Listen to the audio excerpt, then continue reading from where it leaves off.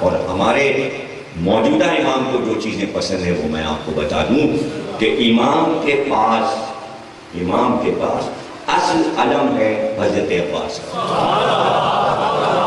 اس کے معنی عباس کا علم پسند ہے امام مہدی کو.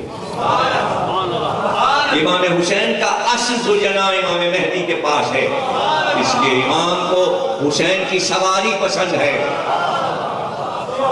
مصلی بچھا ہوا ہے، عبادت میں مصروف. جس جگہ نماز پڑھتے ہیں امام، سامنے کی دیوار سے لگا کے علم کو نصب کیا ہوا، ہریرا لپٹا ہوا،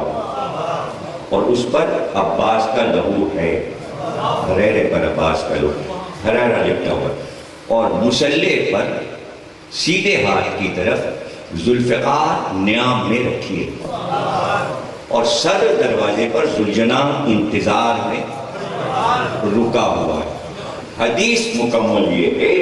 کہ ظہور کے وقت جب آسمان سے آواز آئے گی کہ ظہور ہو گیا، جیسے ہی آواز آئے گی ذوالفقار خود نیام سے نکل آئے، عباس کے علم کا پھریرا خود سے کھل جائے، ذوالجناح سر جھکا کے قریب آ جائے،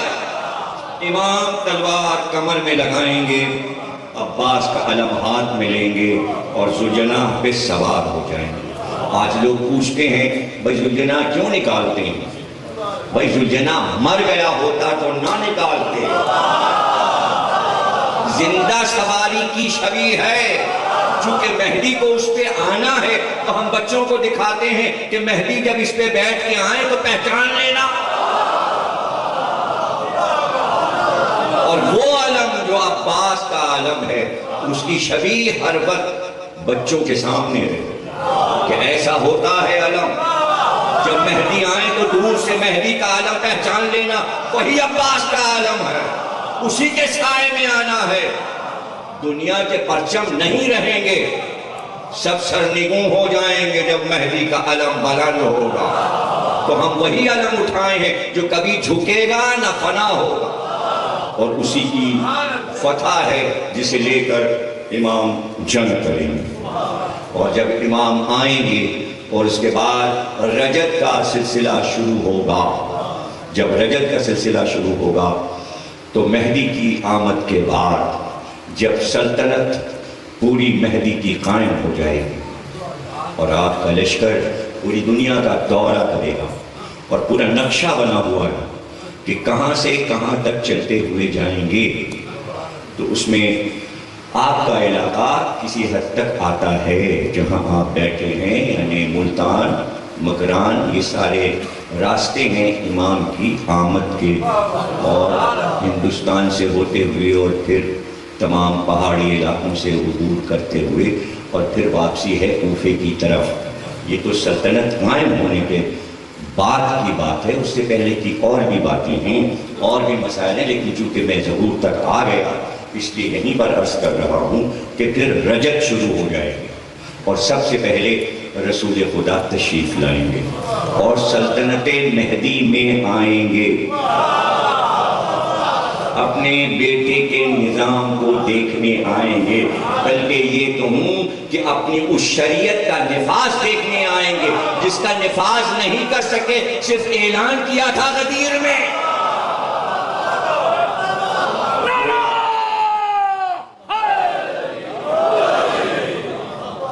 اور مولا علی کا ظہور ہے، اور امام حسن اور امام حسین کا ظہور ہے. 11 امام، اور سب سے پہلے امام حسین علیہ السلام آگے بڑھیں گے جو گفتگو کریں گے امام مہدی سے، اور پھر امام حسین پوچھیں گے کہ وہ ہماری وراثت کہاں ہے، وہ دکھاؤ. پھر امام وہ سارا سامان منگائیں گے اور منگاتے جائیں گے اور کہتے جائیں گے یہ آپ کے نانا کی انگوٹھی ہے، یہ آپ کے بابا علی مرتضیٰ کی انگوٹھی ہے، یہ رسول اللہ کا عصا ہے، اور یہ وہ کرتا ہے رسول اللہ کا جو جنگ احد میں پہنے تھے جس پہ رسول کا خون لگا ہے. اور اس کے بعد آخر میں تمام چیزوں کو دکھانے کے بعد امام فرمائیں گے امام حسین کو مخاطب کر کے، اور اس وقت امام مہدی کی آنکھ میں آنسو ہوں گے اور ایک کرتا اٹھائیں گے اور کہیں گے یہ وہ کرتا ہے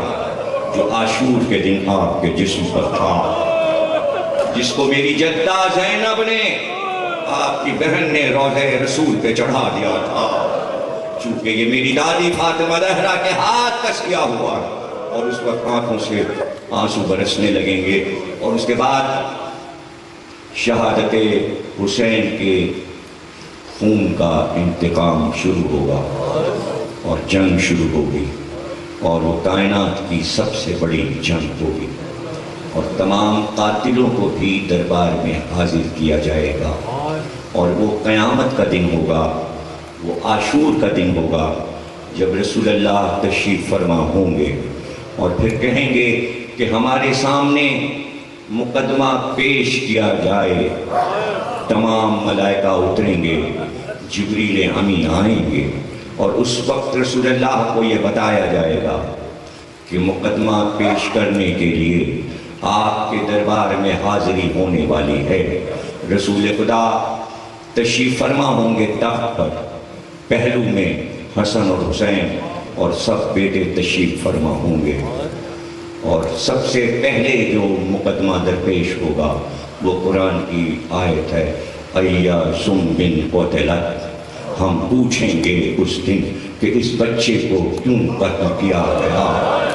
اللہ نے قرآن میں کہا کہ ہم اس دن پوچھیں گے کہ کس خطا میں اس بچے کو قتل کیا گیا، اور ایسے میں ایک بی بی بلند قامت سیاہ چادر میں داخل ہوں گی، ان کے ہاتھ میں ایک ننھا سا لاشا ہوگا، اور وہ لاشا لا کر رسول خدا کے سامنے رکھ دیں گی۔ اس وقت رسول خدا چہرہ اٹھائیں گے اور کہیں گے خدیجہ یہ کس بچے کا لاشا ہے؟ تو خدیجہ بی بی رو کر کہیں گی یہ میرا نواسا محسن ہے، یہ علی اور فاطمہ کا بیٹا محسن ہے جس کو بے خطا قتل کیا گیا۔ اس وقت رسول اللہ فرمائیں گے خدیجہ سیدہ خود کیوں نہیں آئی، بچے کا لاشا لے کر میری بیٹی زہرا کیوں نہیں آئی کہ اتنی دیر میں ملک پکارے گا کہ زہرا بھی آ رہی ہیں، اور جب فاطمہ زہرا آئیں گی تو ان کے ہاتھ میں بھی ایک ننھا سا لاشا، اور تب خدیجہ مڑ کر کہیں گی یا رسول اللہ زہرا کی گود خالی نہیں تھی۔ وہیں شریفی آواز دے گی بابا میری گود میں علی اصغر کا لاشا ہے، یہ رباب کا لال جسے تیر سے